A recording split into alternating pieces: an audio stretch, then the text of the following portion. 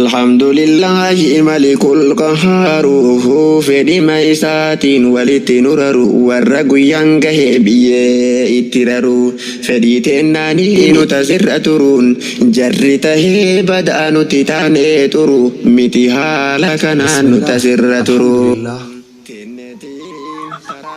الحمد لله وصلي وسلم على نبيه الأبرار ومن تبعهم بإحسان وإكرام وبعد. السلام عليكم ورحمة الله وبركاته. bakka jirtanitti nageenyi rabbii guddaa isirra haa jiraatu insha Allahu ta'ala. Egaa kabajamtootaa fi jaalatamtootaa fi dhaggeeffattoota kiyyaaf ergaa xiqqoon tokko qabadhee dhufe. Ergaan ani qabadhee dhufe maali jechuudhaan gaafiin hin hafu. Gaafii keessaniif deebisaan isaa maal ta'a laata? Kanaaf insha Allahu ta'ala nama rabbi beeku rabbiin haa taasisu, nama if beeku rabbiin haa taasisu. Egaa nama waan rabbi isaa kennellee beeku rabbiin haa taasisu. Nama tokko tooyyu ture. Egaa namni ture kun hubata maalirra ture? Maal akkamitti ture? Adeemsa akkam ture? Egaa insha Allahu ta'ala nama tokko wahii rabbiin wantoota baay'ee isaa kenne keessaa waa shan beekamtoota nullee beeknee walii ibsuu dandeenyu. Waan rabbi isaa kenne guutuu osoo hin taane keessumaa ta'ee waa shan kan rabbi isaa kenne ka inni immoo akkam ta'e mee walumaan ilaalla insha Allahu ta'ala. Suni maali jennaan takka farratti rabbi maal isaa kenne ijaabaa du'aayii ka isaa kenne. Namni rabbiin kadhatee rabbi waan inni kadhate isaa kenne kana caala waan inni barbaadu maali? Waan fedhi kadhata, waan kadhate rabbi isaa kenna kana ta'e. Lammaffaan maali? Taayitaa isaa kenna. Aangoo isaa kenne, ijaabaa du'aayii isaa kenne. Kana irratti hoo inni maal dalagu hidha walumaan ilaala. Sadaffaa irratti gootummaa isaa kenne. Aangoollee qabaataniif gootan ta'anii beeki. Aangoo qabaataniif gootan ta'an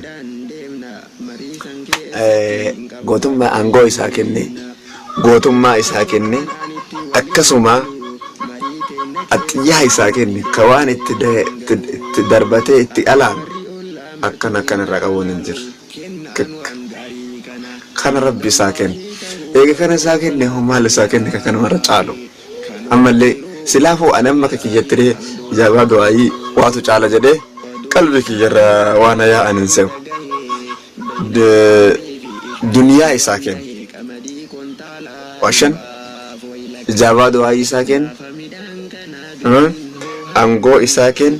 Alaamaa isaa kenne. Duniyaa isaa kenne. Kana mara rabbiin isaa kenne. Gootummaa isaa kenne. Nama rabbi kana mara kenneef inni hoo maal dalagu hidha laata? Walumaan ka ilaallu ta'aa? Innis ka rabbi kana mara naa kenne jedhee ammaan tanas karoora biraa baase. Mee karoora inni baase kun ishee kennaan rabbi isaa kenne kun wal galti moo wal hin galtu laata? Walumaan ilaalla. Amma gaa karoora inni baase ka jahaffaa hoo maali? Kana kana jenne karoora inni baase ka biraa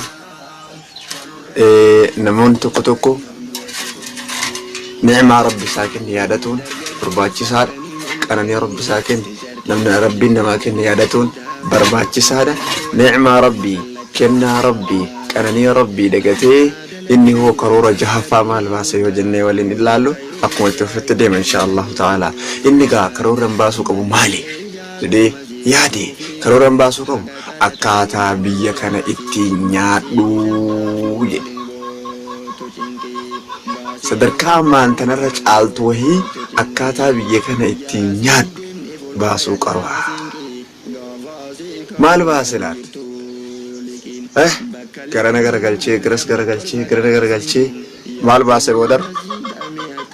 Du'ee gale naan haa jedhanii eega du'ee galee achi booda karaamaan du'ee galuu kun kana mara caaltii jedhee karoora baase.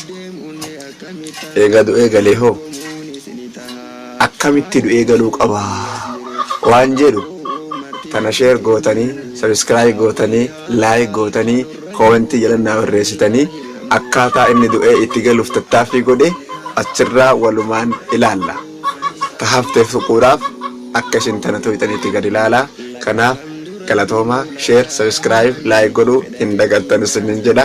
Dubbii tanarraa hafteetti fixachuuf tan akka gattoytanii ilaaltaniitti akka barnaa barreessitaniitti akka akkasuma like fi subscribe gootaniitti akka garaa isinin nyaanne isinin jedha. Fayyaanaa tayaa galatooma isinin jedha.